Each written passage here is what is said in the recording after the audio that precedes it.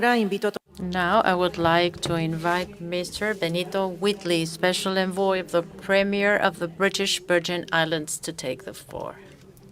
Thank you, Madam Chair. Honorable Ministers, Executive Secretary, Excellencies, distinguished delegates, good evening. Let me first thank the government and people of Peru for their warm hospitality in hosting this meeting. The British Virgin Islands continues to advocate on behalf of the 13 associate members of ECLAC that are also a part of this region, who genuinely need support to advance their sustainable development and climate resilience, particularly as vulnerable small island developing states. We are at risk of being left behind as preparations are made for the 4th International Conference on Financing for Development next year.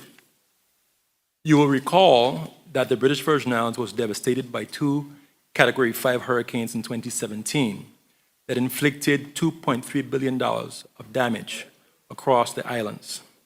85% of all building structures were damaged or destroyed. We received no direct grants or concessional financing for reconstruction. Our ongoing hurricane recovery is being financed by commercial loans that have significantly increased our national debt. To be clear, we received no budget support or financial assistance from the United Kingdom. We also do not qualify for development finance or climate finance, despite our high vulnerability. Additionally, the recently agreed multidimensional vulnerability index does not include the British Virgin Islands at this stage, which is unfortunate.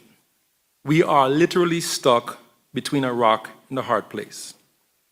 Madam Chair, this is the dilemma facing the associate members of ECLAC as we consider financing for development.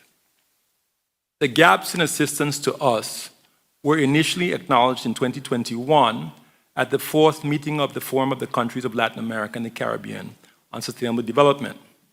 This was reaffirmed at the 7th meeting of the Forum earlier this year.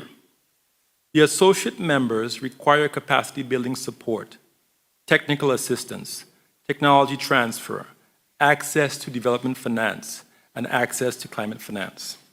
It is our hope that here, at this intergovernmental meeting, the gaps in assistance to the associate members and our ongoing needs will also be acknowledged, and that ECLAC will support our call for support to advance our sustainable development and climate resilience.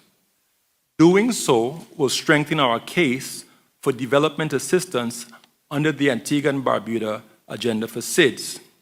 Madam Chair, the associate members wish to engage with our regional partners ahead of the Financing for Development Conference to find a solution to our dilemma. I would like to extend special thanks to the Director of the ECLAC Caribbean Subregional Headquarters in Port of Spain, Mrs. Diane Corliss, and her team, who have been exceptional advocates of the associate members. I also want to thank the Executive Secretary, Mr. Cyriax, for his expressed support on multiple occasions since his appointment.